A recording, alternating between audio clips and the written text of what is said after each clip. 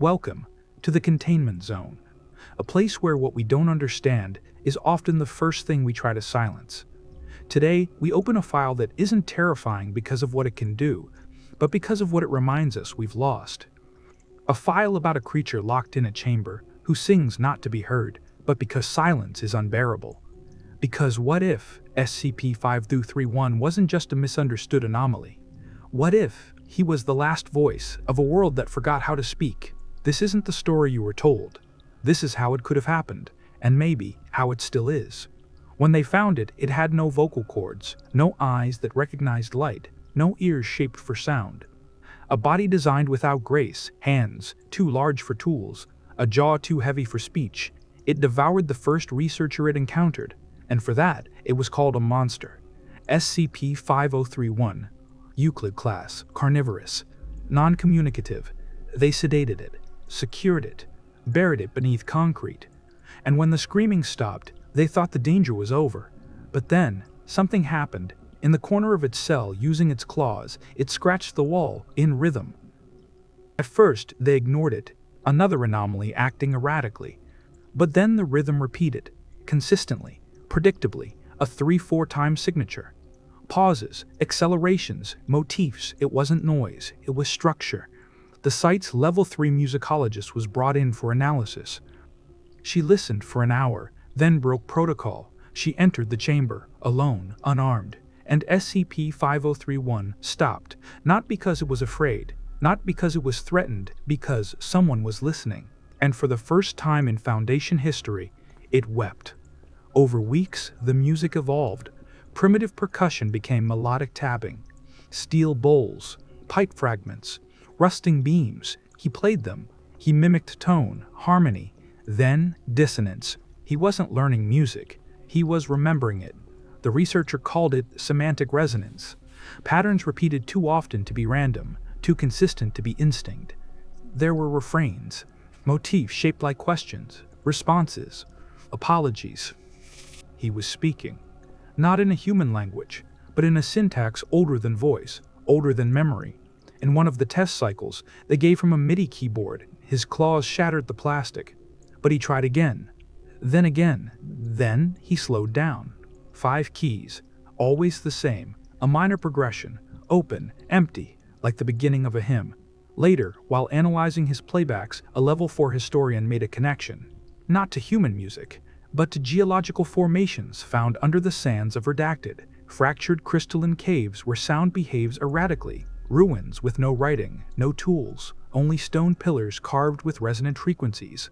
The waveform from one of 5031's sequences matched one of the underground tone pillars exactly. He hadn't learned anything from us. He wasn't mimicking. He was remembering home. In that moment, the theory changed. He didn't evolve here. He didn't mutate.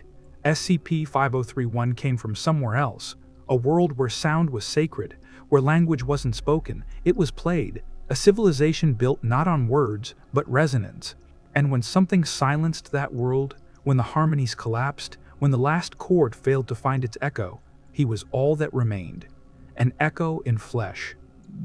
A creature built not to speak, but to remember that speaking once existed. Now he sits in a containment chamber built of concrete and apathy, trying to hum with hands too broken for instruments. And we write incident reports. They gave him a real piano, steel reinforced, bolted to the floor. He sat in front of it for hours, didn't touch a single key, until the room was empty, until no one watched. Then a single note, middle C, then silence, then C again, then E, slow, intentional. And when the full melody came, it wasn't music. It was a lament, a reconstruction of a funeral song for something not human. The AI interpreters couldn't define the emotion, the linguists couldn't decode the syntax. But the researchers watching felt it, like homesickness, but older, deeper, a grief so ancient it had forgotten what it lost. One day, during a routine behavioral test, a researcher laughed, not at him, just casually. SCP-5031 stopped playing, then curled into the corner, faced the wall, didn't move, didn't eat, for 3 days.